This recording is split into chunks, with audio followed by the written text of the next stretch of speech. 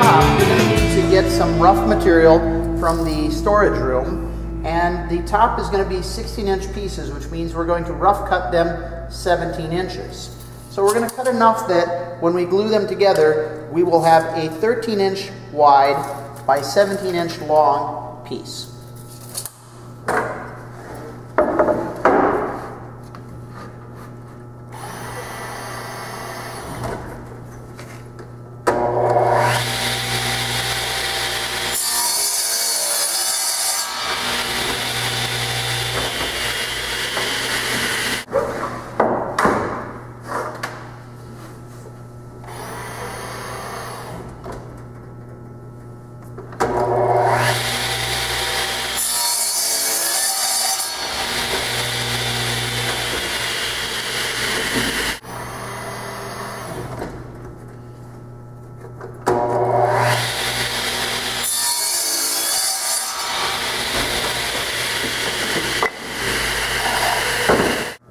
We now have 4 pieces that are cut, 17 inches long, and when laid next to each other are over 13 inches. We need a final size of 13, so after we joint all of these pieces and glue them together, we should still have more than 13 for our final top. Same procedure as in squaring a board. We are going to joint one edge of each board. We're then going to move to the table saw, where we'll rip them to width to make sure that the edges are parallel, and then we'll finish by jointing the second edge.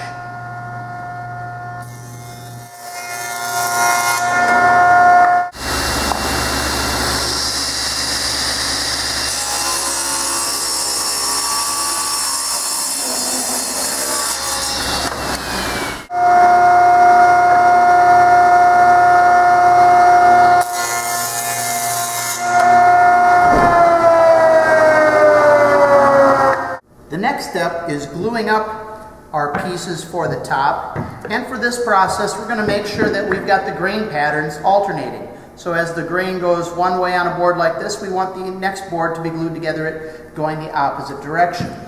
So, in laying these out, we have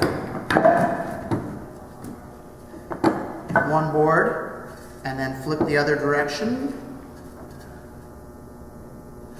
and flip the other direction again, and once more the opposite direction.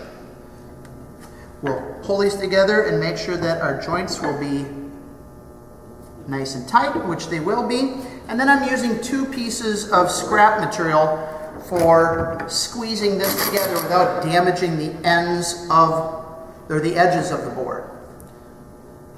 So now I'll go ahead and lay a thin bead of glue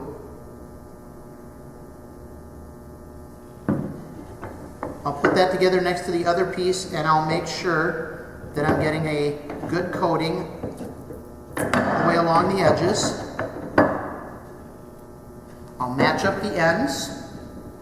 And you'll notice that this one piece is a little bit thin near the end, but this isn't going to be a problem for us because when we sand this down to 3/4 of an inch, most of that will just be sanded away. If there is any remaining, remember that we've cut this exactly 1 inch longer than we needed, so that 1 inch section can be cut from the end that is missing some material. Now we'll go ahead and clamp this up. We'll apply pressure with these bar clamps, and as we do so, we want to try and make sure that the edges and faces are somewhat flush with one another, and we get a little bit of squeeze out with our glue. Finish with one more clamp going the opposite direction, and once again we'll just squeeze until we see some glue squeeze out from these other joints. Now we're going to let this sit and dry. It can dry for 6 hours and then come out of the clamps, and it will dry for 24 hours before we run it through the sander. Run through the sander.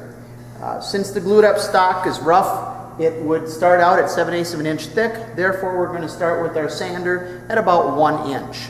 And then we will take 1 revolution at a time, slowly raising the table bed until we get to our finished size of 0.75.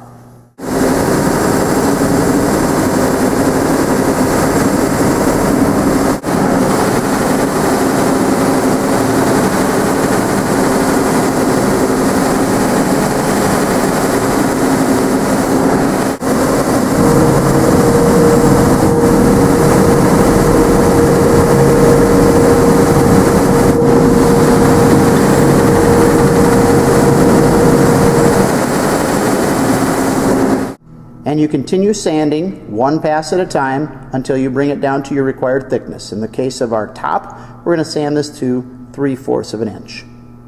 Now you're going to square one end. I'm going to use the sled to square up one end with the table saw. We're going to raise the blade a 1/4 inch above the work.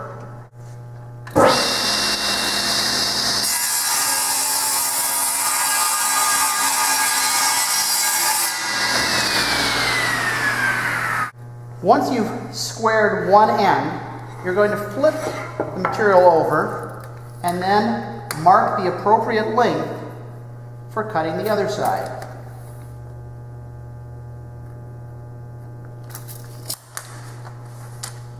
Line this up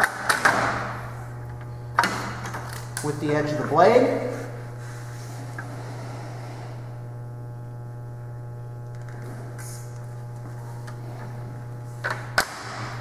And make your second cut.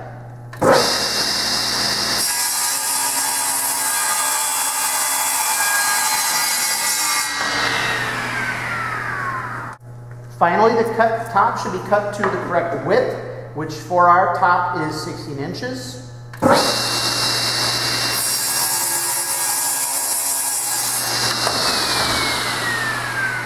So the final size of the top should be 13 inches wide by 16 inches long, and at this point you're ready to move on to step 2 of your project. The top will be put in your locker and saved until later when you'll be routering the top surfaces.